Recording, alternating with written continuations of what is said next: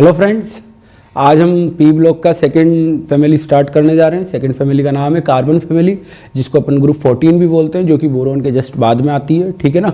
और 14 number group है ये। अगर अपन मेंडलीफ पीरियोडिक टेबल के रिस्पेक्ट में बात करें तो फर्स्ट है, सेकंड है, थर्ड है, फोर्थ ए ग्रुप है। कौन सा ग्रुप है बेटा? फोर्थ ए ग्रुप है। ठीक है, चलिए देखें, स्टार्ट करते हैं। एलिमेंट्स की बात करें सबसे पहले तो अपने पास एलिमेंट्स है कौन कौन से? कार्बन, सिलिकॉन, जर्मेनियम, टिन और लेड, ये अपने पास एलिमेंट्स है। ठीक, कार्बन और सिलिकॉन की बात करें तो ये स्ट्रिक्टली नॉन मेटल है। कई जगह अपन गलत पढ़ते हैं, ठीक है ना, जहाँ पे सिलिकॉन को अपन मेटलोइड पढ़ लेते हैं। स्ट्रिक्टली एनसीईआरटी के अंदर लिखा हुआ है और बाकी सब बुक्स के अंदर भी क्रॉस चेक हो चुका है कि सिलिकॉन स्ट्रिक्टली क्या है? नॉन मेटल है। जर्मेनियम की बात करें तो जर्मेनियम आपका मेटलोइड है। हाँ, ये मेटलोइड है, इसको एक्सेप्ट करेंगे। ठीक, और टिन और लेड जो है वो मेटल्स हैं। ठीक है ना। अब बात करें इनके एग्जिस्टेंस की तो सबकी सब जो है वो सॉलिड स्टेट में एग्जिस्ट करती है। कौन सी स्टेट में एग्जिस्ट करती है? सॉलिड स्टेट में एग्जिस्ट करती है। फिर इसके बाद में बात करें तो कार्बन, सिलिकॉन, जर्मेनियम और टिन, यहां तक जो है वो एलोट्रॉप्स की फॉर्म में मिलते हैं। एलोट्रॉप्स क्या होते हैं? सबको पता होगा। एलोट्रॉप्स जो है वो एक ही एलिमेंट के अलग अलग स्ट्रक्चरल फॉर्म जो होती है उसको एलोट्रॉप्स बोलते हैं। जैसे कार्बन का नाम आपने सुना होगा, कार्बन ग्रेफाइट की फॉर्म में भी मिलता है, कार्बन डायमंड की फॉर्म में भी मिलता है। तो अपन एलोट्रॉप की बात करें तो कार्बन, सिलिकॉन, जर्मेनियम और टिन, इन चारों के एलोट्रॉप्स मिलते हैं, पर लेड का एलोट्रॉप नहीं मिलता है। नेक्स्ट आ जाएं अपन एलिमेंट्स के बाद में जनरल इलेक्ट्रॉनिक कॉन्फ़िगरेशन की बात करते हैं। तो इलेक्ट्रॉनिक कॉन्फ़िगरेशन,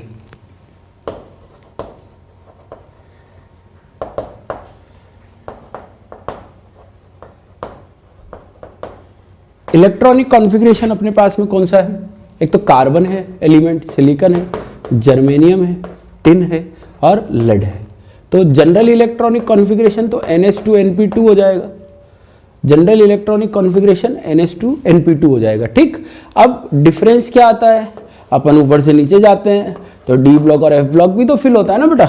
जो मैंने पी ब्लॉक के टाइम पे आपको बोरोन फैमिली के टाइम पे गलती बताई थी, मैं उसी को बताने जा रहा हूँ, वो वापस गलती ना हो। ठीक है ना। यहाँ तो अपन लिख देते हैं जल्दीबाजी में 2s2 एकदम सही होता है, फिर लिख देते हैं 3s2 ये भी सही होता है, फिर लिख देते हैं 4s2 और ये गलत हो जाता है क्योंकि यहाँ पे आ जाता है 3d10।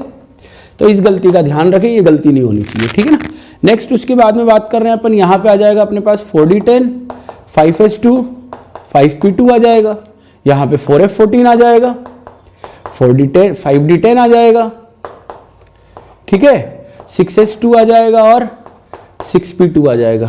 ठीक है ना। ये इन सब का जनरल इलेक्ट्रॉनिक कॉन्फ़िगरेशन हो जाएगा। आप देख रहे होंगे ऊपर से नीचे जाने पर डी के इलेक्ट्रॉन बढ़ रहे हैं और एफ के इलेक्ट्रॉन बढ़ रहे हैं, और इसके इफेक्ट आगे देखने को मिलेंगे।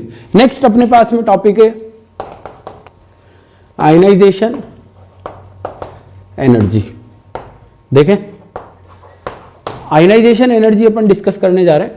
तो कार्बन लिया, सिलिकॉन, जर्मेनियम, टिन और लेड इन जनरल। अच्छा, ऊपर से नीचे जाएंगे तो साइज बढ़ेगा,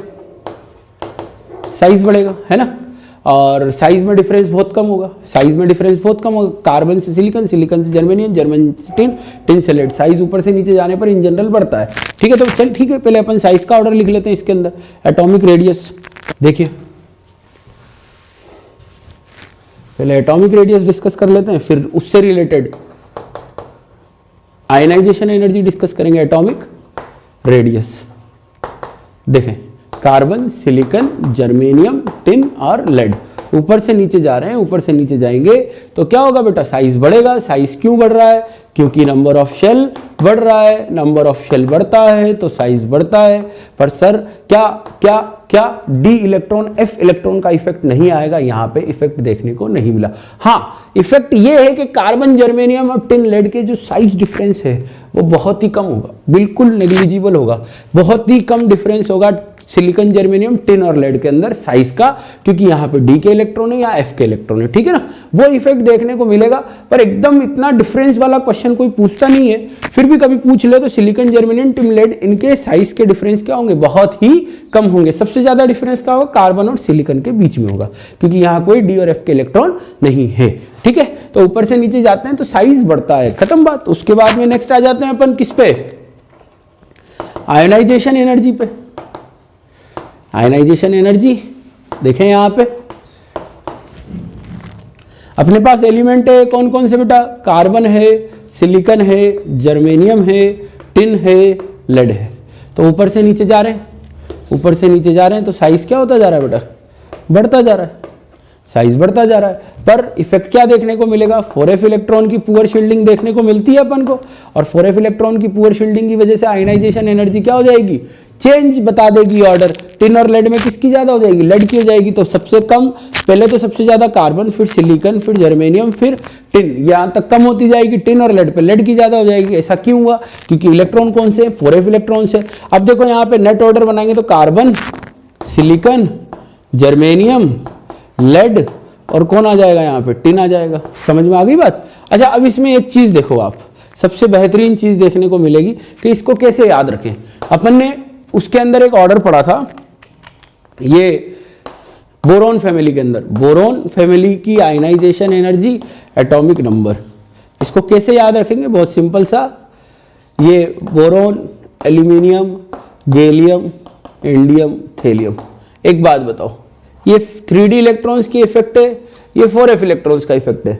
तो ज्यादा इफेक्ट कहां पे देखने को मिल रहा है, 4f इलेक्ट्रॉन्स का इफेक्ट ज्यादा देखने को मिल रहा है। और 4f इलेक्ट्रॉन्स का इफेक्ट ज्यादा देखने को मिल रहा है तो इसलिए परेशान होने की जरूरत नहीं है। डायरेक्ट अपने को टिन और लेड में याद रह जाएगा किसकी आयनाइजेशन एनर्जी ज्यादा होगी, लेड की आयनाइजेशन एनर्जी ज्यादा होगी, क्योंकि एल्यूमिनियम से गैलियम जाते हैं और इंडियम से थेलियम जाते हैं। तो ज्यादा आयनाइजेशन एनर्जी में इंक्रीमेंट कहां पे आ रहा है, इंडियम से थेलियम। मतलब 3d के इलेक्ट्रॉन्स की पुअर शील्डिंग का इतना इफेक्ट नहीं आएगा जितना कि 4f की पुअर शील्डिंग का आएगा। किसके अंदर, आयनाइजेशन एनर्जी के अंदर। इस वजह से हमें सिलिकॉन से जर्मेनियम इफेक्ट देखने को नहीं मिला, सिर्फ इफेक्ट देखने को मिला कहां से, टिन से लेड की ओर। समझ में आ गया होगा मेरे ख्याल से, ठीक है ना। तो आप इसको नोट करिए, फिर अपन नेक्स्ट इस पर डिस्कस करते हैं। जल्दी से नोट करिए। तो नोट कर लिया होगा आपने। और इसमें एक जो इंपॉर्टेंट पॉइंट जो आया था अपने पास आयनाइजेशन एनर्जी का, टिन और लेड, जिसके अंदर लेड की आयनाइजेशन एनर्जी ज्यादा होती है, किससे, टिन से। चलिए नेक्स्ट देखते हैं अपन किसका, इलेक्ट्रो नेगेटिविटी, इलेक्ट्रो नेगेटिविटी, ठीक है ना, इलेक्ट्रो नेगेटिविटी। देखिए यहां पे अपने पास एलिमेंट्स कौन कौन से, कार्बन है, सिलिकॉन है, जर्मेनियम है, टिन है, लेड है, ठीक है। तो कार्बन सिलिकॉन में तो कार्बन की सबसे ज्यादा होती है ना। टिन, सिलिकॉन, जर्मेनियम और टिन ऑलमोस्ट सेम होती है और स्लाइटली ज्यादा होती है किसकी, लेड की। क्यों, क्योंकि वही डी एंड एफ के electron, D and F electrons increase हो रहे हैं, और D and F electron increase हो गए तो जेड इफेक्टिव इंक्रीज होगा, और जेड इफेक्टिव इंक्रीज होगा तो इलेक्ट्रोनेगेटिविटी बढ़ेगी। अगर मैं बात करूं कार्बन की इलेक्ट्रोनेगेटिविटी की तो 2.6, 1.8 और 1.9, ठीक है ना। ये इनके डेटा हो गए कि कार्बन की सबसे ज्यादा हो गई, उसके बाद में लेड आएगा, फिर सिलिकॉन, जर्मेनियम, टिन और लेड आएंगे, ठीक है ना। मतलब सिलिकॉन, जर्मेनियम और टिन आएंगे। ये इलेक्ट्रोनेगेटिविटी का ऑर्डर हो गया। इसके ऊपर साफ साफ अपने को देखने को मिल रहा है किसका इफेक्ट आ रहा है, डी एंड एफ के इलेक्ट्रॉन्स का इफेक्ट आ रहा है, ठीक है ना। नेक्स्ट अपन डिस्कस करने जा रहे हैं इसके अंदर डेंसिटी, ठीक है। तो डेंसिटी की बात करें तो कार्बन है, सिलिकॉन है, जर्मेनियम है, टिन है, लेड है। इन जनरल तो ऊपर से नीचे जाते हैं तो डेंसिटी क्या होती है बेटा, बढ़ती है। पर यहां पे क्या है समझना, कार्बन से सिलिकॉन जाते हैं तो डेंसिटी कम होती है, फिर उसके बाद में बढ़ना चालू हो जाती है। सबसे कम डेंसिटी किसकी होती है, सिलिकॉन की होती है। ऐसा क्यों है, देखो सिलिकॉन का diamond structure carbon diamond structure को जब अपन कंपेयर करेंगे तो सिलिकॉन का साइज बड़ा है तो बॉन्ड लेंथ ज्यादा होगी, तो यूनिट वॉल्यूम के अंदर जो मास आएगा वो सिलिकॉन का कम आएगा। किसके कंपैरिजन में, किसके कंपैरिजन में, कार्बन के कंपैरिजन। क्योंकि देखो समझो बात को, अगर मैं बात करूं कार्बन का साइज छोटा है, बॉन्ड लेंथ कम है, तो एक क्यूब में नंबर ऑफ कार्बन एटम जो है वो ज्यादा होंगे। किसके कंपैरिजन में, सिलिकॉन के कंपैरिजन में। क्यों होंगे, क्योंकि पास पास होंगे, सिलिकॉन एटम कम होंगे कंपैरेटिवली। इस वजह से डिस्टेंस ज्यादा हो गई ना बेटा, डिस्टेंस ज्यादा हो गई तो यूनिट वॉल्यूम के अंदर जो है वो नंबर ऑफ एटम्स जो है वो कम हो जाएंगे, नंबर ऑफ एटम्स कम हो जाएंगे, मास कम हो जाएगा तो डेंसिटी कम हो जाएगी। तो सिलिकॉन की डेंसिटी जो है वो सबसे कम होती है। अगर ऑर्डर बनाएंगे तो कार्बन और सिलिकॉन को रिवर्स कर देंगे, ठीक है। तो सबसे ज्यादा डेंसिटी अपने पास किसकी होती है, लेड की होती है। चलिए नेक्स्ट देखते हैं मेल्टिंग पॉइंट। आ जाइए, बहुत सिंपल सा है एकदम। ये लिया अपन ने मेल्टिंग पॉइंट, एलिमेंट्स लिए अपन ने कार्बन, सिलिकॉन, जर्मेनियम, टिन और लेड, ठीक है ना। तो कार्बन से सिलिकॉन, देखो ये सब नेटवर्क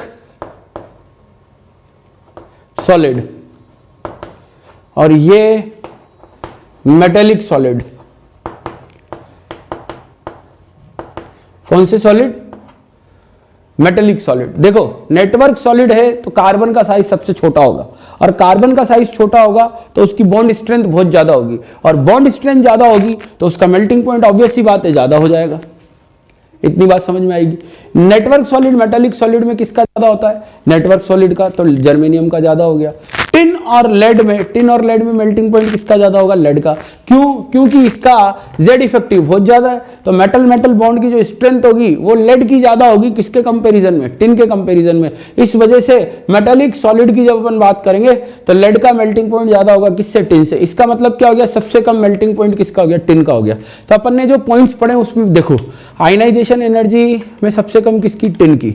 एटॉमिक रेडियस में कोई एक्सेप्शन नहीं है। इलेक्ट्रोनेगेटिविटी टिन, जर्मेनियम और सिलिकॉन की सेम है, सबसे कम है। नेक्स्ट उसके बाद में अगर अपन बात करें डेंसिटी की, तो डेंसिटी सिलिकॉन की सबसे कम है, ठीक है ना। और मेल्टिंग पॉइंट की बात करें तो वापस किसका कम है, टिन का कम है। इसलिए ये पॉइंट्स अपन को ध्यान रखने, पढ़ना इसी तरीके से होता है। आप नोट्स बना लो, नोट्स के अंदर मेन पॉइंट लिख लो कि भाई आयनाइजेशन एनर्जी टिन की सबसे कम है, उसके बाद में डेंसिटी सिलिकॉन की सबसे कम है, उसके बाद मेल्टिंग पॉइंट टिन सबसे कम है। तो ये 3 पॉइंट याद रखने, बाकी याद रखने की जरूरत नहीं है क्योंकि बाकी जनरल ऑर्डर्स हैं, ठीक है। तो चलिए इनको नोट करिए, फिर अपन नेक्स्ट पॉइंट डिस्कस करते हैं जल्दी से। चलिए, तो ये अपना फिजिकल प्रॉपर्टीज वाला काम हो गया है। इसमें अपन को क्या क्या पता चल गया बेटा कि सारी मेटल जो है वो सॉलिड स्टेट में एग्जिस्ट करती है, सबका इलेक्ट्रॉनिक कॉन्फ़िगरेशन NH2 NP2 होता है, ठीक है ना। ऊपर से नीचे जाते हैं D एंड F के इलेक्ट्रॉन्स पढ़ते हैं, D एंड F के इलेक्ट्रॉन्स की वजह से कुछ एक इफेक्ट्स देखने को मिलते हैं। जैसे अपन ने एटॉमिक साइज में कोई इफेक्ट नहीं देखा, आयनाइजेशन एनर्जी में टिन की आयनाइजेशन एनर्जी सबसे कम थी। इसके बाद में अपन ने देखा इलेक्ट्रोनेगेटिविटी में, तो इलेक्ट्रोनेगेटिविटी जर्मेनियम, सिलिकॉन और टिन की ऑलमोस्ट सेम थी और सबसे कम थी।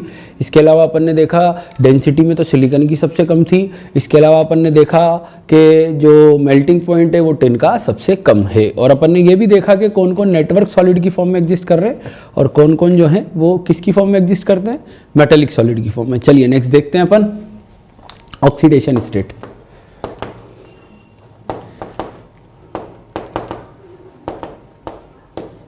ऑक्सीडेशन स्टेट की बात करते हैं तो अपने पास है सबसे पहले कौन सा,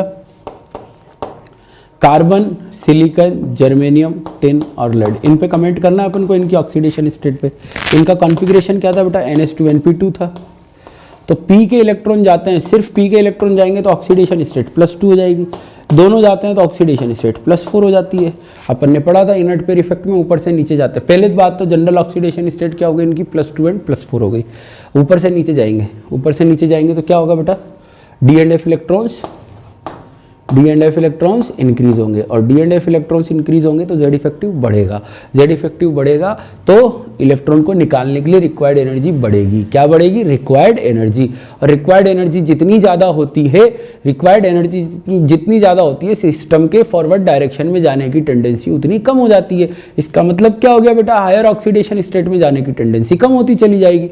तो सिलिकॉन अपन क्या बोल रहे हैं, कार्बन, सिलिकॉन, जर्मेनियम, टिन और लेड ऊपर से नीचे जाएंगे तो +4 बनने की टेंडेंसी कम हो जाएगी और +2 बनने की टेंडेंसी बढ़ती चली जाएगी। ये अपन ने पढ़ा था किसके अंदर बेटा, इनर्ट पेयर इफेक्ट में। और इसी की वजह से क्या हो जाएगा, देखें यहाँ पे,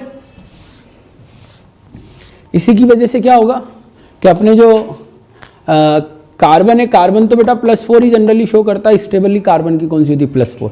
बाकी बात करें सिलिकॉन, सिलिकॉन भी कौन सी स्टेबल शो करता है, +4, ठीक है ना। कोई इनर्ट पेयर इफेक्ट का कोई चक्कर नहीं पड़ता है। नेक्स्ट देखें जर्मेनियम, टिन और लेड, ये दोनों तरह की ऑक्सीडेशन स्टेट शो करते हैं। ये +2 भी शो करते हैं और ये +4 भी शो करते हैं। जर्मेनियम +4, टिन +4, लेड +4, ठीक है ना। तो देखें स्टेबिलिटी की बात करें तो जर्मेनियम टिन और लेड में लेड की स्टेबिलिटी ज़्यादा है, जर्मेनियम टिन और लेड +4 में जर्मेनियम की स्टेबिलिटी ज़्यादा है, क्योंकि +2 की स्टेबिलिटी ऊपर से नीचे जाने पर बढ़ेगी पर +4 की स्टेबिलिटी ऊपर से नीचे जाने पर कम होगी। ठीक है, नेक्स्ट उसके बाद में अपन देखें तो germanium particular germanium +2 and germanium +4 के अंदर जर्मेनियम का +4 ज़्यादा स्टेबल होगा। ठीक है, फिर उसके बाद अपन बात करें टिन +2 टिन +4, इसमें टिन +4 ज़्यादा स्टेबल होगा। उसके बाद बात करें अपन लेड की, लेड लिया अपन +2 और लेड लिया अपन ने कौन सा +4, इसमें +2 की स्टेबिलिटी ज़्यादा होगी क्योंकि नट पे इफेक्ट कौन से पीरियड पे लगता है बेटा 6 पीरियड पे लगता है, थेलियम पे लगता है, लेड पे लगता है, बिस्पिट पे लगता है। इस वजह से स्टेबिलिटी किसकी ज़्यादा हो जाएगी, लेड +2 की स्टेबिलिटी ज़्यादा हो जाएगी किसके कंपेरिजन में, लेड +4 के कंपेरिजन में। इसी वजह से क्या होता है बेटा कि टिन का +2 किस में जाना चाहता है +4 में, मतलब अपना ऑक्सीडेशन और दूसरे का रिडक्शन। इसलिए टिन का +4 जो है +2 जो है वो किसकी तरह काम करता है, रिड्यूसिंग एजेंट की तरह, जबकि पीबी +4 किस में जाना चाहता है बेटा +2 के अंदर। इसका मतलब क्या हो गया, पीबी का जो +4 है वो अपना रिडक्शन चाहता है, दूसरे का ऑक्सीडेशन चाहता है। इसका मतलब ये कौन सा हो गया बेटा, ऑक्सीडाइजिंग एजेंट। ठीक है ना, ये समझ में आ गया होगा। नेक्स्ट उसके बाद में अपन बात करें कार्बन, जैसे कार्बन हो गया, सिलिकॉन हो गया, इनके तो +2 स्टेबल ही नहीं है, तो कार्बन का +2 हो गया, सिलिकॉन का +2 हो गया, ये सब क्या होंगे, रिड्यूसिंग एजेंट होंगे। ठीक है, तो ऊपर वालों के +2 रिड्यूसिंग एजेंट है और लेड का +4 ऑक्सीडाइजिंग एजेंट है। ये अपन किसके बेसिस पे एक्सप्लेन करते हैं, इनर्ट पेयर के बेसिस पे एक्सप्लेन करते हैं। तो ये जो ऑर्डर लिखे हैं अपन ने वो किसके ऑर्डर लिखे हैं बेटा, स्टेबिलिटी के, है ना। ये जो ऑर्डर लिखे हैं वो सारे ऑर्डर किसके, स्टेबिलिटी के ऑर्डर है, और ये किसकी वजह से, इनर्ट पेयर इफेक्ट की वजह से। चलिए नेक्स्ट देखते हैं अपन reactivity towards oxygen. Reactivity towards oxygen की अगर अपन बात करें तो मेटल जो है वो ऑक्सीजन से रिएक्शन करते हैं, पर गर्म करने पे करते हैं, डायरेक्टली रिएक्शन नहीं करते हैं, क्योंकि रिएक्शन को इनिशिएट करने के लिए रिक्वायर्ड एनर्जी ज़्यादा होती है। पर सबका बनना एंडोथर्मिक है, क्योंकि बॉन्ड बनने पर बहुत ज़्यादा एनर्जी रिलीज होती है। इस वजह से ये 2 टाइप के ऑक्साइड बनाते हैं यहाँ पे, गर्म करने पे डायरेक्टली कोई रिएक्शन नहीं करता है, क्योंकि रिएक्शन को इनिशिएट करने के लिए रिक्वायर्ड एनर्जी क्या होती है, ज़्यादा होती है। तो अपन यहाँ पे 2 ऑक्साइड बनाते हैं, एक MO और एक दूसरा MO2। आपको फील भी आ रही होगी, एक CO और दूसरा कौन सा, CO2। चलिए देखें यहाँ पे, तो जो ऑक्साइड्स हैं CO बनता है, CO2 बनता है, सिलिकॉन के रेसिप्ट में SiO2, ठीक है ना, GeO2, SNO2, है ना, और PbO2। ठीक बेटा, अब इसमें क्या होता है, ये वाला एग्जिस्ट नहीं करता, अनस्टेबल है, ये मिलता ही नहीं है। ठीक है, नॉर्मली जब SiO2 को गर्म करेंगे हाँ तब मिल सकता है, बहुत हाई टेम्परेचर पे जब SiO2 डिकम्पोज होगा तब SiO की वेपर्स मिल सकती है, पर SiO एग्जिस्ट नहीं करेगा, क्योंकि सिलिकॉन ऑक्सीजन के साथ ट्रिपल बॉन्ड नहीं बना पाएगा, डबल बॉन्ड ही नहीं बना पाता, ट्रिपल बॉन्ड कहाँ से बनाएगा, वैलेंसी पूरी नहीं हो पाएगी, सिस्टम अनस्टेबल होगा, इलेक्ट्रॉन डेफिशिएंट होगा, कई सारी चीजें होगी। इस वजह से silicon oxide, mono oxide unstable होगा। नेक्स्ट बात करें तो ये वाला जो ऑक्साइड है तो ये तो न्यूट्रल होता है। कौन सा होता है बेटा, न्यूट्रल ऑक्साइड होता है। ये जो ऑक्साइड्स हैं अपने, ये वाले, ये ऑक्साइड्स अपने एसिडिक होते हैं।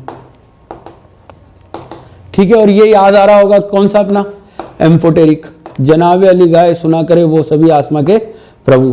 और एसिडिक का देखने का मैंने तरीका बता दिया था, नॉन मेटल है, ये नॉन मेटल और ये मेटलॉइड है। ठीक है ना, तो नॉन मेटल के सारे ऑक्साइड कैसे होते हैं, एसिडिक एक्सेप्ट CONO(N2). मेटलॉइड के सबके सब एसिडिक है, किसको छोड़ के, आर्सेनिक +3 और एंटीमनी +3 को, एम्फोटेरिक को छोड़ दो तो सबके सब कौन से होते हैं, एसिडिक होते हैं। तो ये रिएक्टिविटी टुवर्ड्स ऑक्सीजन हो गया, ये अपने को पता होना चाहिए कौन कौन सा बनता है, किसका नेचर कौन सा है, ये अपन ने टाइप ऑफ ऑक्साइड के अंदर भी डिस्कस किया था ये पॉइंट। चलिए नेक्स्ट अपन डिस्कस करने जा रहे हैं रिएक्टिविटी टुवर्ड्स वाटर। देखें यहाँ पे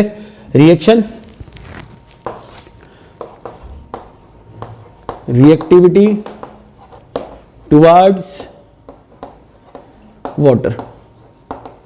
देखें जब हम वाटर के साथ रिएक्शन की बात कर रहे हैं, M + वाटर, ठीक है ना, गर्म करेंगे वही नॉर्मल की तो रिएक्शन होगी नहीं, तो यहाँ पे सिर्फ और सिर्फ जो है वो टिन रिएक्शन करता है, मतलब मेटल वाटर के साथ में कोई सा भी एलिमेंट जो है, carbon, silicon, germanium, tin, lead जो है वो रूम टेम्परेचर पे वाटर के साथ में कोई रिएक्शन नहीं करता है। ओनली टिन जो है वो रिएक्शन करता है स्टीम के साथ में, और स्टीम के साथ रिएक्शन करके बनाता है SnO2 और साथ में हाइड्रोजन गैस, क्योंकि हाइड्रोजन और टिन में रिएक्टिविटी हाइड्रोजन की क्या होती है बेटा, ज्यादा होती है।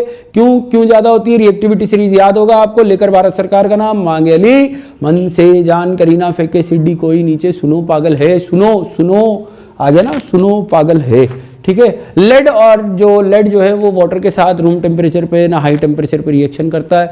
इसको ऐसे समझ सकते हैं बेटा कि या तो लेड की सरफेस पे ऑक्साइड की प्रोटेक्टिव लेयर बन जाती है एज लाइक एल्यूमिनियम, है ना, एज लाइक बेरिलियम, जिस वजह से वो रिएक्शन वहीं रुक जाती है। पर जो जनरली रिएक्शंस देखी गई है लेड की, वो कॉपर की तरह देखी गई है।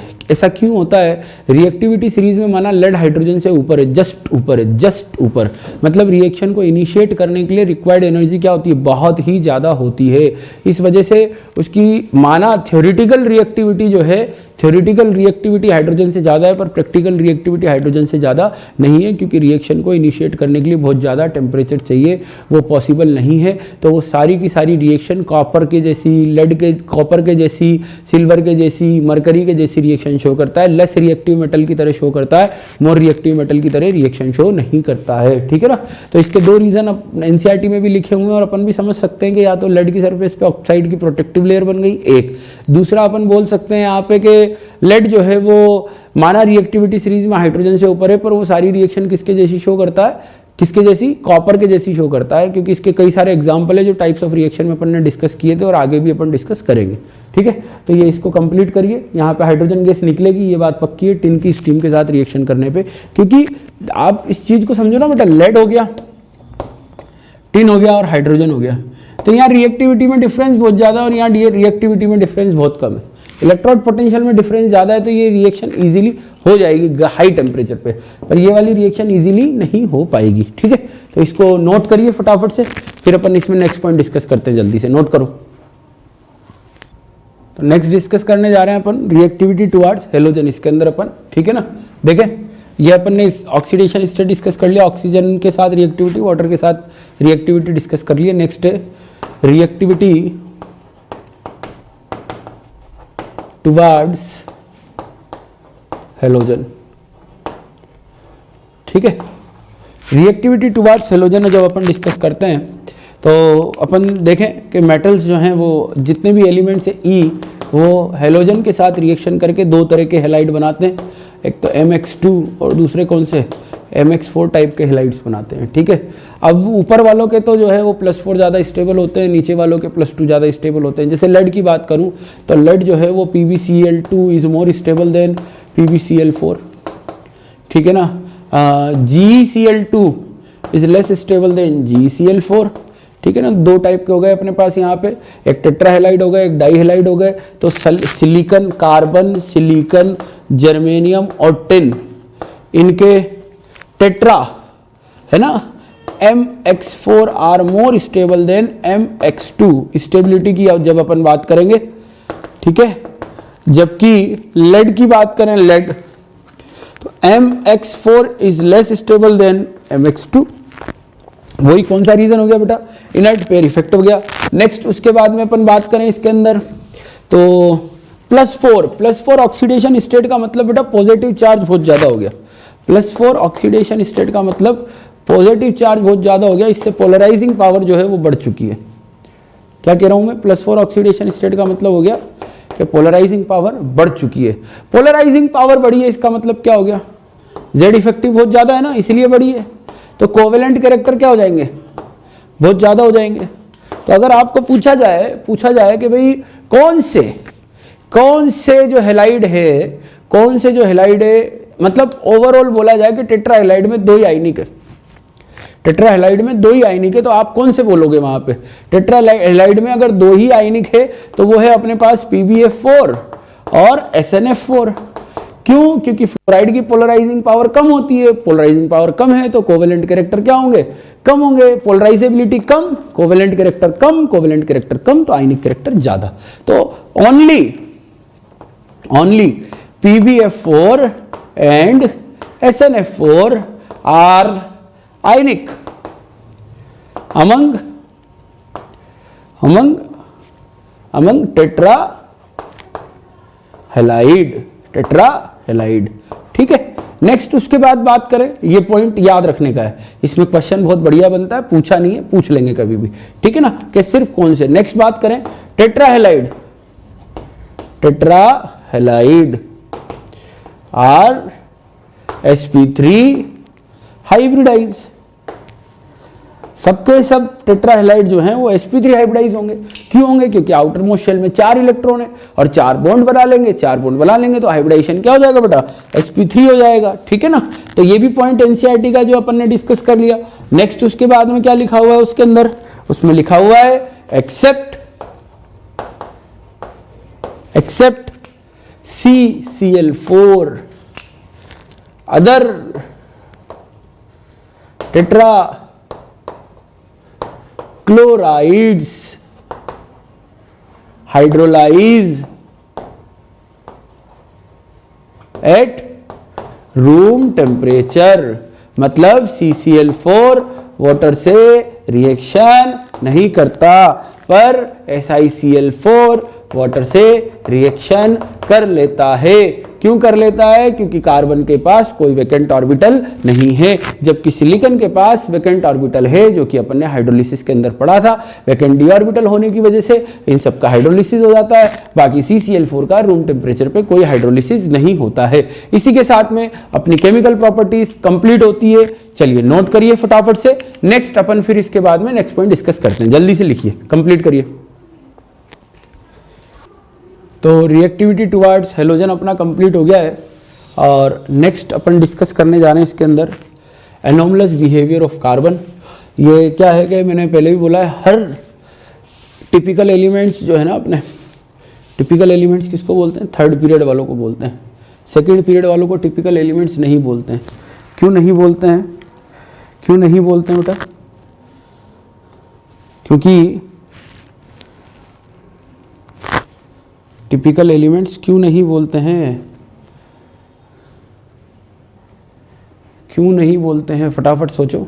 क्योंकि कार्बन, सिलिकॉन और कार्बन हो गया या नाइट्रोजन हो गया, नाइट्रोजन हो गया, ऑक्सीजन हो गया, ऑक्सीजन के बाद में वो फ्लोरीन हो गया, सबके साइज छोटे हैं, किसी के पास भी डी ऑर्बिटल नहीं है। और अगर किसी के पास भी डी ऑर्बिटल नहीं है तो वो प्रॉपर्टीज़ जो हैं वो इजीली उनके जैसी, किनके जैसी? नीचे वाले एलिमेंट्स के जैसी शो नहीं करते हैं। अभी अपन ने हाइड्रोलिसिस के अंदर पढ़ा था कि सिलिकॉन हो गया, टिन हो गया, जर्मेनियम हो गया, लेड हो गया, इनके हेलाइड्स का हाइड्रोलिसिस हो जाता है, पर कार्बन का नहीं होता, क्योंकि इनके पास डी ऑर्बिटल नहीं होता, इनके साइज छोटे होते हैं, इनकी इलेक्ट्रोनेगेटिविटी ज़्यादा होती है, कोवेलेंसी की लिमिटेशन होती है, इस वजह से ये एनोमलस बिहेवियर शो करते हैं। तो अगर मैं रीज़न की बात करूँ, है ना, रीज़न एनोमलस बिहेवियर का रीज़न लिखें अपन तो स्मॉल साइज, इलेक्ट्रोनेगेटिविटी देखा था अपन ने, इलेक्ट्रोनेगेटिविटी ज़्यादा होती है, एब्सेंस ऑफ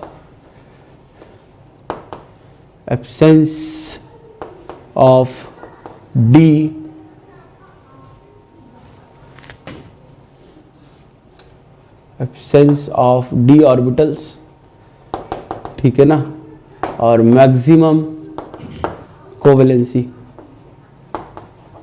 कोवेलेंसी इनकी कितनी होती है? 4 होती है। ठीक है, तो ये अपना रीज़न हो गया किसका? एनोमलस बिहेवियर ऑफ कार्बन का। एनोमलस बिहेवियर ऑफ कार्बन के और क्या क्या एग्जाम्पल है और क्या ऐसी प्रॉपर्टीज़ है जो डिफरेंट है कार्बन की किससे? दूसरे एलिमेंट से। जैसे अगर अपन बात करें ना बेटा, CO एग्जिस्ट करता है, C triple bond O, CO2 C double bond O exist करता है, क्या? CO2। पर SiO2 की अगर मैं बात करूं तो SiO2 Si double bond O exist नहीं करता। SiO तो एग्जिस्ट करता ही नहीं है। ऐसा क्यों? क्योंकि कार्बन का साइज छोटा है बेटा, और कार्बन का साइज छोटा है तो मल्टीपल बॉन्ड बनाने की टेंडेंसी ज़्यादा है।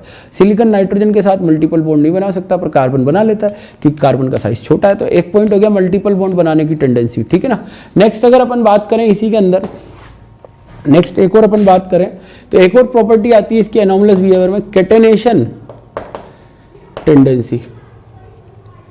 कैटेनेशन टेंडेंसी की बात करें तो कार्बन जो बॉन्ड एनर्जी है, सिंगल बॉन्ड एनर्जी, वो सबसे ज़्यादा होती है। सिलिकन सिलिकन, जर्मेनियम जर्मेनियम और टिन टिन, है ना। लेड तो कैटेनेशन शो करता ही नहीं है। जर्मेनियम और टिन का जो कैटेनेशन टेंडेंसी वो ऑलमोस्ट सेम होती है। तो क्यों ऐसा क्यों है? क्योंकि कार्बन कार्बन की जो बॉन्ड एनर्जी है वो सबसे ज़्यादा होती है। भाई लेड तो मेटल हो गया, तो वो तो मेटेलिक फॉर्म में मिलेगा, उसका कोई एलोट्रॉप नहीं मिलता है।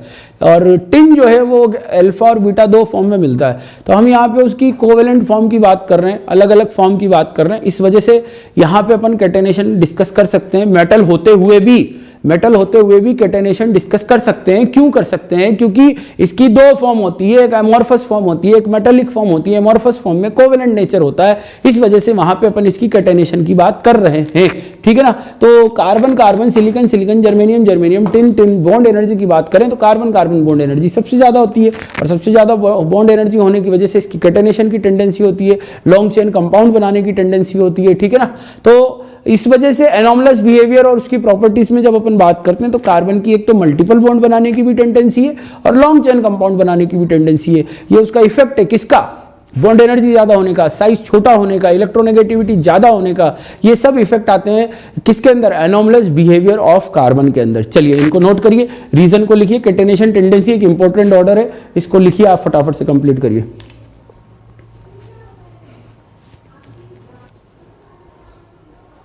तो नेक्स्ट डिस्कस करने जा रहे हैं अपन, है ना। ये अपना एनॉमलस बिहेवियर हो गया है कार्बन का, जिसके अंदर रीजन अपन ने डिस्कस कर लिया है, मल्टीपल बॉन्ड फॉर्मेशन टेंडेंसी बता दिया साइज छोटा होने की वजह से, और इसी के अंदर कैटेनेशन टेंडेंसी भी अपन ने सिंगल बॉन्ड एनर्जी ज़्यादा होने की वजह से डिस्कस किया था, ठीक है ना। नेक्स्ट उसके बाद में बात कर रहे हैं अपन एलोट्रॉप्स ऑफ कार्बन। ये कोर्स के अंदर है अपने, फुल कोर्स में नहीं है पर एनसीईआरटी का पार्ट है इसलिए डिस्कस करना पड़ेगा। इसके अलावा और कोई एलोट्रॉप्स कार्बन फैमिली के कोर्स में नहीं है, ठीक है ना।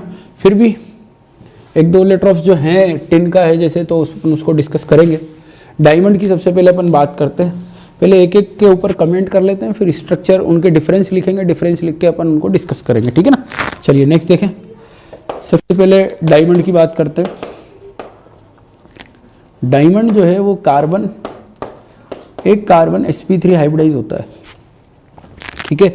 हर एक कार्बन दूसरे कार्बन से बॉन्डेड होता है। इसका मतलब क्या हो गया? कार्बन के अराउंड ज्योमेट्री टेट्राहेड्रल होती है, कार्बन का हाइब्रिडेशन sp3 होता है, उसका बॉन्ड ऑर्डर 1 होता है ना। टेट्राहेड्रल है तो 3D नेटवर्क होगा। कौन सा नेटवर्क होगा? 3D नेटवर्क होगा। तो कार्बन जो है, डायमंड जो है वो 3D नेटवर्क सॉलिड हो गया। कोई फ्री इलेक्ट्रॉन नहीं है, इसका मतलब कोई फ्री इलेक्ट्रॉन नहीं है, तो इसका मतलब क्या हो गया? वो इलेक्ट्रिकल कंडक्टिविटी शो नहीं करेगा। पर सारे कार्बन एक दूसरे से बॉन्डेड है, तो जब आप एक पॉइंट को गर्म करोगे तो दूसरे पॉइंट तक जो है वो हीट का फ्लो प्रॉपर होगा, क्योंकि बीच में कोई रेजिस्टेंस नहीं है, बीच में कोई एयर नहीं है, क्योंकि सारे के सारे एटम एक दूसरे से लिंक है। इसका मतलब इसकी थर्मल कंडक्टिविटी बहुत ज़बरदस्त होती है। थर्मल कंडक्टिविटी जबरदस्त होने का मतलब क्या हो गया? जब आप कोई टेम्परेचर दे रहे हो तो वो पूरा का पूरा डिस्पर्स होता जा रहा है, पूरा का पूरा फैलता हुआ जा रहा है। तो पर्टिकुलर एक पॉइंट पर जो टेम्परेचर है वो बहुत ज़्यादा नहीं होगा कभी भी। पर जब किसी की थर्मल कंडक्टिविटी लिमिटेड है, ठीक है ना, बहुत कम है, तो क्या हो रहा है? उस टेम्परेचर पे वहाँ पे उस पर्टिकुलर जब आप टेम्परेचर बढ़ाते हो तो उस एटम पे टेम्परेचर बहुत ज़्यादा होता है, और उस टेम्परेचर पे ज़्यादा होने की वजह से वो डिकम्पोज हो जाता है, क्योंकि फ्लो नहीं हो रहा है ना। देखो सपोज करो मैंने यहाँ पे पॉइंट को गर्म किया, इस पॉइंट को गर्म किया, और ये टेम्परेचर का फ्लो यहाँ तक हो सकता है, तो ये पूरा का पूरा टेम्परेचर डिस्पर्स होगा। पर अगर फ्लो नहीं हो सकता है तो ये वाला पार्ट गर्म होगा, ये वाला पार्ट गर्म होगा, तो इजीली मेल्ट हो जाएगा, टूट जाएगा, ठीक है। और डायमंड में ऐसा नहीं होता है, क्योंकि सारे एटम एक दूसरे से बॉन्डेड होते हैं, और सारे एटम एक दूसरे से बॉन्डेड है। इसका मतलब क्या हो गया कि जो एटम से वहाँ पे फ्लो प्रॉपर होता है किसका? हीट का। और इसी वजह से फेक डायमंड्स को पता करने के लिए अपन इस प्रॉपर्टी का यूज कर लेते हैं। मतलब क्या होता है कि अपन डायमंड को हाई टेम्परेचर पर रख देते हैं, तो इसकी तो थर्मल कंडक्टिविटी बहुत ज़्यादा होती है, क्योंकि सारे एटम लिंक्ड होते हैं, और कार्बन कार्बन बॉन्ड स्ट्रेंथ बहुत ज़्यादा होती है, बॉन्ड एनर्जी बहुत ज़्यादा होती है। फेक डायमंड के अंदर क्या होगा कि बॉन्ड एनर्जी कम होगी और थर्मल कंडक्टेंस कम होगी, तो जल्दी डिकम्पोज हो जाएगा, जल्दी मेल्ट हो जाएगा, ठीक है ना। तो फेक डायमंड्स को पता करने के लिए अपन इस तरीके से यूज़ करते हैं, ठीक है। तो मैंने क्या क्या पॉइंट बोले बेटा? कार्बन का हाइब्रिडाइजेशन sp3 है, टेट्राहेड्रल ज्योमेट्री है, 3D नेटवर्क है, एक दूसरे से लिंक्ड है, उनकी कंडक्टिविटी कौन सी? थर्मल कंडक्टिविटी बहुत ज़्यादा होती है, इलेक्ट्रिकल कंडक्टिविटी कम होती है। डैंगलिंग वैलेंसी होती है इसके अंदर। कौन सी वैलेंसी होती है? डैंगलिंग वैलेंसी को समझना कि ये बढ़ता गया। एंड पॉइंट जब आएगा, सपोज करो एंड पॉइंट आ गया, ये एंड पॉइंट है इसका, तो अब यहाँ वाली वैलेंसी तो फ्री है ना, अगर यहाँ पे फिर कार्बन जोड़ोगे तो फिर बढ़ने लग जाएगा, पर ये तो एंड पॉइंट है। अब एंड पॉइंट पे क्या करें भाई, दिक्कत हो गई ना ये तो एंड पॉइंट की वैलेंसी जो फ्री होती है उस पर कोई ना कोई दूसरा एटम आके जुड़ जाता है, हाइड्रोजन भी जुड़ सकता है, पर उसमें मेजर अमाउंट में क्या होता है, कार्बन होता है। मेजर क्या है, वो कार्बन है, उसको तो इंप्योरिटी बोल दी, ठीक है ना। तो अपन उसको बोलेंगे डायमंड, कार्बन का एलोट्रॉप बोलेंगे, कंपाउंड नहीं बोलेंगे। सिर्फ उस एकाधिक परसेंट भी नहीं, 1% भी नहीं होता, 0.0001% होता है जो इम्प्योर एटम आके जुड़ता है, जो दूसरा एटम आके जुड़ता है वो 0.001% होता है। तो वो एकदम इम्प्योरिटी वाली बात करते हैं, ठीक है ना। पर इसी वजह से डायमंड को अपन जो है प्योर फॉर्म नहीं बोलते हैं, कार्बन की प्योर फॉर्म नहीं है डायमंड, क्योंकि उसमें डेंगलिंग वैलेंसी होती है, और डेंगलिंग वैलेंसी मतलब फ्री वैलेंसी होती है। लास्ट वाली जो वैलेंसी होती है उस पर दूसरा आइटम आके जुड़ता है, इस वजह से इसको फ्री अपन वो नहीं बोलेंगे, क्या नहीं बोलेंगे, प्योर फॉर्म नहीं बोलेंगे, ठीक है ना। नेक्स्ट उसके बाद में ग्रेफाइट पे आ जाते हैं।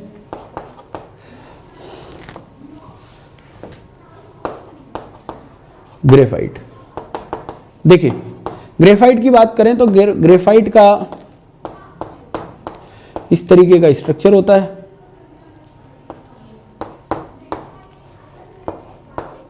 ठीक है। ये हर कार्बन का हाइब्रिडाइजेशन क्या होता है बेटा, sp2 होता है। sp2 का मतलब ट्राइगोनल प्लेनर होता है, तो एक ना एक पाई बॉन्ड तो होगा ही सही, ठीक है ना। हर एक कार्बन का हाइब्रिडाइजेशन क्या होता है, sp2 होता है। लेयर, sp2 का मतलब ट्राइगोनल प्लेनर हो गया, ट्राइगोनल प्लेनर हो गया मतलब लेयर्ड स्ट्रक्चर हो गया। तो कार्बन की एक लेयर, उसके ऊपर दूसरी लेयर, उसके ऊपर तीसरी लेयर, उसके ऊपर चौथी लेयर, इस वजह से कार्बन का जो है लेयर लाइक स्ट्रक्चर होता है। इनर लेयर कोवेलेंट बॉन्ड है, दो लेयर। अब देखो सारे बॉन्ड तो लेयर के बीच में बन गए, तो कार्बन की वैलेंसी फ्री नहीं है, तो इसका मतलब दो लेयर के बीच में कोई बॉन्ड नहीं है, और जहां कोई बॉन्ड नहीं होता है वहां पे कौन से फोर्स होते हैं, वंडरवॉल फोर्सेज होते हैं। समझ में आई बात।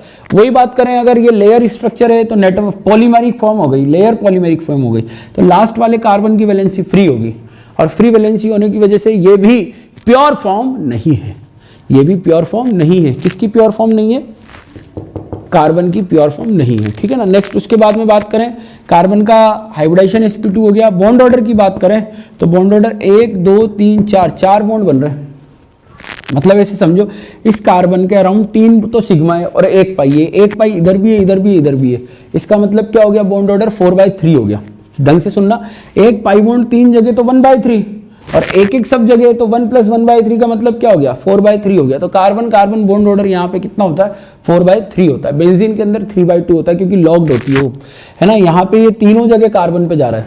नेक्स्ट उसके बाद में समझना, फिर से सुन लो, बेंजीन के अंदर क्या होता है, ये पाई बॉन्ड 2 कार्बन पे होता है, इसलिए अपन क्या लिखते हैं 3/2, पर ये पाई बॉन्ड 3 कार्बन पे, इस वाले कार्बन पे भी है ना, यहाँ भी जुड़ा हुआ है, और यहाँ भी है, वो यहाँ भी है, रेजोनेंस होगा ना बेटा, इस वजह से।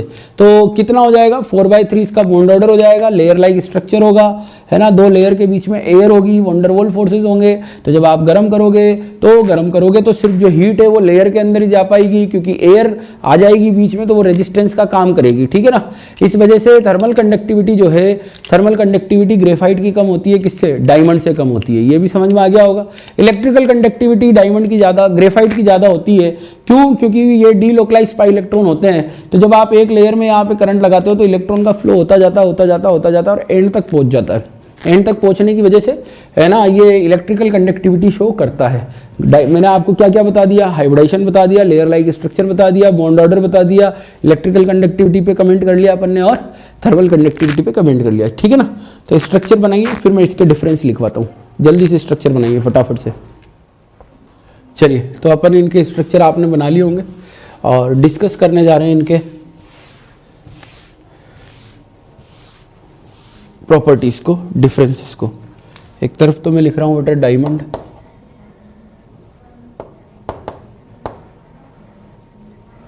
और दूसरा लिख रहा हूं मैं ग्रेफाइट, ठीक है। डायमंड और अपन बात कर रहे हैं किसकी, ग्रेफाइट की। समझना, सबसे पहले तो अपन बात कर रहे हैं हाइब्रिडाइजेशन की। sp2 है या sp3 है, sp3 हाइब्रिडाइजेशन है, sp2 हाइब्रिडाइजेशन है, ठीक है। बॉन्ड ऑर्डर की बात कर रहे हैं, बॉन्ड ऑर्डर अभी अपन ने देखा था, कार्बन कार्बन बॉन्ड ऑर्डर 1 है, और यहाँ पे कार्बन कार्बन बॉन्ड ऑर्डर 4/3 है। तो जब आप इसकी bond length carbon carbon bond length compare करोगे तो बॉन्ड लेंथ किसकी ज़्यादा आएगी बेटा? डायमंड वाले की ज़्यादा आएगी। ठीक है। स्ट्रक्चर की बात करें, स्ट्रक्चर तो ये नेटवर्क स्ट्रक्चर है।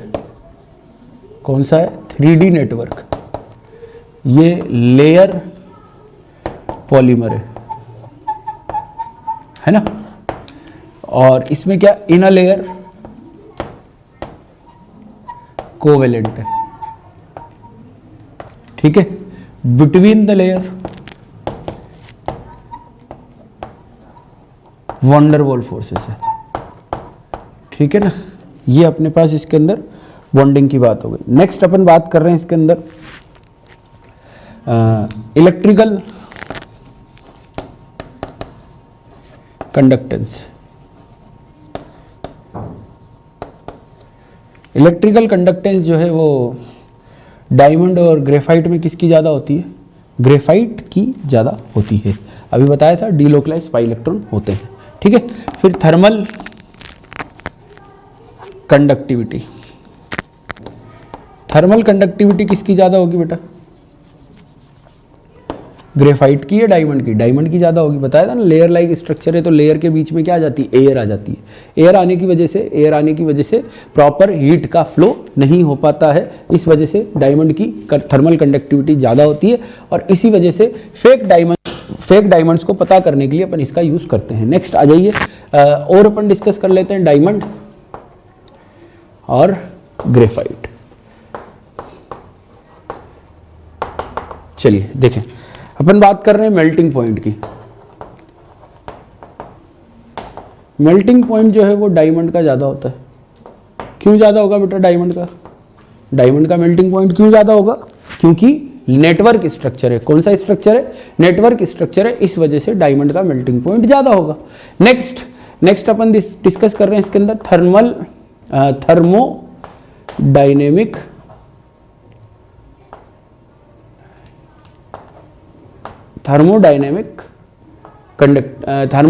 स्टेबिलिटी।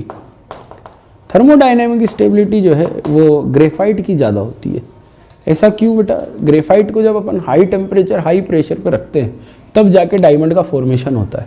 इसको कैसे और अच्छे से समझे, अपन बात कर रहे हैं ग्रेफाइट और डायमंड की, जिसके अंदर डायमंड जो है वो नेटवर्क है, ग्रेफाइट लेयर है। तो लेयर को जोड़ोगे तो नेटवर्क बनेगा। इसका मतलब क्या हो गया कि आपने बहुत सारी लेयर को जोड़ के एक नेटवर्क में कन्वर्ट कर दिया तो एंट्रोपी हो गई कम, क्योंकि बहुत सारी लेयर थी, उसको एक डायमंड के अंदर कन्वर्ट कर दिया तो लेयर हो गई कम, तो एंट्रोपी कम हो गई।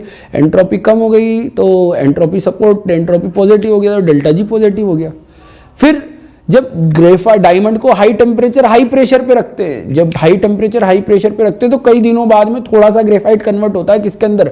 डायमंड के अंदर। ऐसा नहीं है कि आप ग्रेफाइट लेके आए, पेंसिल ग्रेफाइट की बनी होती है, ग्रेफाइट लेके आए, पेंसिल लेके आए, उसमें से ग्रेफाइट निकाला, उसको गैस पे गर्म किया, गर्म करने के बाद गद्दे के नीचे रखा और उसके ऊपर बैठ गए तो वो डायमंड मिलने लग जाएंगे वहां पे। ऐसा नहीं पॉसिबल है। बात समझ में आ रही है? बहुत दिनों तक हाई टेम्परेचर हाई प्रेशर पे रखते हैं तब जाके कुछ ग्रेफाइट डायमंड के अंदर कन्वर्ट होता है। इसका मतलब क्या हो गया? हाईली एंडोथर्मिक प्रोसेस है। किसका बनना? डायमंड का बनना। इस वजह से डेल्टा जी ज्यादा नेगेटिव है किसका? ग्रेफाइट का। ग्रेफाइट से डायमंड जाते हैं तो डेल्टा जी क्या हो जाता है? पॉजिटिव हो जाता है। समझ में आई बात? नेक्स्ट थर्मोडायनेमिक स्टेबिलिटी की बात करें, उसके बाद बात करते हैं काइनेटिक स्टेबिलिटी। काइनेटिक स्टेबिलिटी मतलब अपन बात कर रहे हैं रिएक्शन की। तो रिएक्शन में ग्रेफाइट पाई बॉन्ड है ना, पाई प्लस सिग्मा है, जबकि डायमंड कौन सा है? सिर्फ कौन सा है? सिग्मा है। तो जब आप रिएक्शन कराने लगोगे तो डायमंड में आपको बॉन्ड तोड़ना पड़ेगा कौन सा? सिग्मा वाला, जबकि ग्रेफाइट में तोड़ना पड़ेगा पाई वाला। तो इजीली कौन रिएक्शन कर जाएगा? ग्रेफाइट अगर रिएक्शन कर रहा है तो स्टेबिलिटी क्या हो गई? कम हो गई। मतलब काइनेटिक रिएक्टिविटी ग्रेफाइट की ज्यादा होगी। रिएक्टिविटी ज्यादा होगी मतलब स्टेबिलिटी क्या हो जाएगी? कम हो जाएगी। स्टेबिलिटी काइनेटिक किसकी ज्यादा होगी? डायमंड की ज्यादा होगी। ठीक है ना। तो ये सब डिफरेंस है। इसके बाद में बात करें तो डेंगलिंग वैलेंसी, जिसको अपन फ्री वैलेंसी भी बोलते हैं, वो डायमंड के अंदर भी है और ग्रेफाइट के अंदर भी है। प्योर फॉर्म है या इम्प्योर फॉर्म है? Impure form. ये भी कौन सी फॉर्म है? इम्प्योर फॉर्म है। किसकी? कार्बन की। ठीक है ना। Impure form of carbon, impure form of carbon, ठीक है ना। तो ये अपने हो गए कौन से, ग्रेफाइट और डायमंड। इनको आप नोट करिए फटाफट से, डायमंड और ग्रेफाइट के डिफरेंसेस को। इनसे क्वेश्चन कई बार एग्जाम्स के अंदर पूछा गया है, बहुत ही इंपॉर्टेंट पॉइंट है किसके, कार्बन फैमिली से, बहुत ही इंपॉर्टेंट, जिससे लगातार क्वेश्चन पूछा जाता है। तो इसको जल्दी से नोट करिए फटाफट से। तो नोट कर लिए होंगे आपने, ठीक है ना। जो बुकलेट आपको मिली उसमें मैंने पर्टिकुलर डिफरेंसेस की फॉर्म में नहीं दिया है, उसके अंदर मैंने पर्टिकुलर डायमंड दिया है, ग्रेफाइट दिया है, फुलरिन दिया है, ठीक है ना। इसलिए आप लोग परेशान ना हों और इसको लिखते जाएं। जो लिखने की चीज़ें वो मैं ज़रूर बोलूँगा बोर्ड पे से, और जो नोट्स के अंदर है उसको तो आपको देख देख कर लिखना है, ठीक है ना। देख देख के लिखेंगे तभी वो याद होता चला जाएगा। मैं हर लेक्चर में बार बार यही बात बोलूँगा कि लिखना है, लिखना है और लिखना है। समझ में आ गई बात। पढ़ाई सिर्फ 3 ही तरीक़ों से हो सकती है, लिख कर और लिख कर, इसके अलावा और कोई ऑप्शन नहीं है, ठीक है ना। तो अपन समझे बात को। अगर क्वेश्चन आ जाए कि भाई कौन सा हार्ड है, डायमंड हार्ड है या ग्रेफाइट हार्ड है, ठीक है, तो अपन क्या बोलेंगे आंसर, क्या बोलेंगे फटाफट सोच के बताओ। डायमंड हार्ड है। क्यों हार्ड है, क्योंकि नेटवर्क स्ट्रक्चर है, जबकि ग्रेफाइट जो है वो सॉफ्ट एंड स्लिपरी होता है। अच्छा डेंसिटी पूछ ले, चलो सोच के बताओ डेंसिटी किसकी ज़्यादा होगी, डेंसिटी किसकी ज़्यादा होगी, हार्ड कौन, डायमंड। नंबर क्यों, देखो क्या है, ग्रेफाइट में लेयर के बीच में वंडरवॉल फोर्सेस हैं, ग्रेफाइट में लेयर के बीच में वंडरवॉल फोर्सेस है, तो डिस्टेंस बढ़ जाती है, डेंसिटी क्या हो जाती है, कम हो जाती है। तो ये 2 पॉइंट्स अपन ध्यान रखें। क्या क्या बोला मैंने, डेंसिटी किसकी ज़्यादा है, डायमंड की ज़्यादा है। और सॉफ्ट एंड स्लिपरी कौन होता है, डायमंड होता है। सॉफ्ट एंड स्लिपरी क्योंकि 2 लेयर के बीच में कौन सा अट्रैक्शन है, वंडरवॉल अट्रैक्शन है। जबकि हार्ड कौन होता है, डायमंड होता है, ठीक है। चलिए देखें, नेक्स्ट अपन बात करें फुलरिन्स की। फुलरिन्स जो है आपने C60 नाम सुना होगा, जबकि फुलरिन जनरल फॉर्म होती है CN, और N जो है वो 20 से लेके 350 तक होता है, ठीक है ना। 20 से लेके 350 तक होता है, समझे। फुलरिन जो है वो क्लोज पैक्ड स्ट्रक्चर होता है,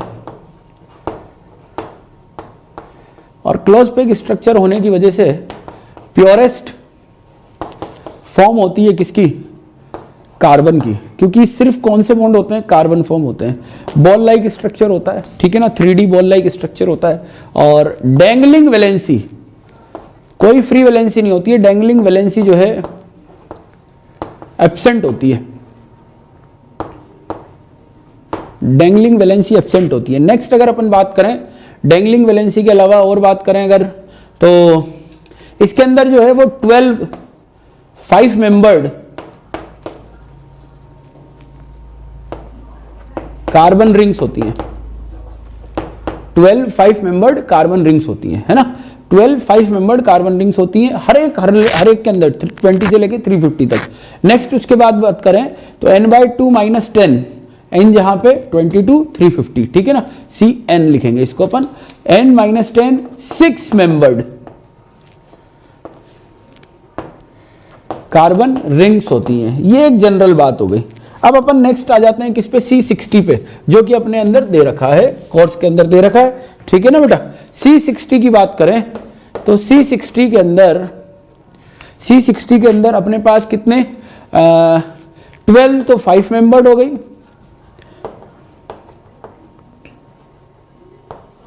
ठीक है। उसके बाद में n/2 - 10 मतलब 20 जो है अपने पास 6 मेंबर्ड रिंग हो गई, ठीक है ना। नेक्स्ट उसके बाद में बात करें तो कार्बन का जो हाइब्रिडाइजेशन है वो sp2 है, सबके अंदर sp2 होता है बेटा। पर यहां पे देखो 2 तरह की रिंग है, 5 मेंबर और 6 मेंबर रिंग है, तो एंगल अलग अलग होंगे, एंगल स्ट्रेन अलग अलग होंगे। इसका मतलब कार्बन कार्बन बॉन्ड लेंथ कितने टाइप की होगी, 2 टाइप, 2 टाइप की कार्बन कार्बन बॉन्ड लेंथ होगी। अच्छा एक चीज एरोमेटिक होगा, क्यों होगा बेटा एरोमेटिक, क्यों होगा एरोमेटिक, क्योंकि 6 मेंबर sp2 पाई बॉन्ड है, इसलिए एरोमेटिक हो जाएगा, ठीक है। कार्बन कार्बन बॉन्ड ऑर्डर वही 4/3 हो जाएगा। क्यों 4/3 हो जाएगा, क्योंकि एक कार्बन ने 3 सिग्मा बना रखे हैं और एक पाई बॉन्ड है, डीलोकलाइज फॉर्म के अंदर है, इसलिए 4/3 हो जाएगा, एरोमेटिक होगा। क्यों होगा, क्योंकि 6 मेंबर पे, ठीक है ना, कितने 6 मेंबर पे पाई बॉन्ड है, sp2 हाइब्रिडाइज है। फिर उसके बाद में देखो कि ये जो अपने 5 मेंबर है, 5 मेंबर रिंग जो है वो 6 मेंबर से सराउंडेड होती है, किससे सराउंडेड होती है? 5 मेंबर रिंग 6 मेंबर से सराउंडेड होती है, और एक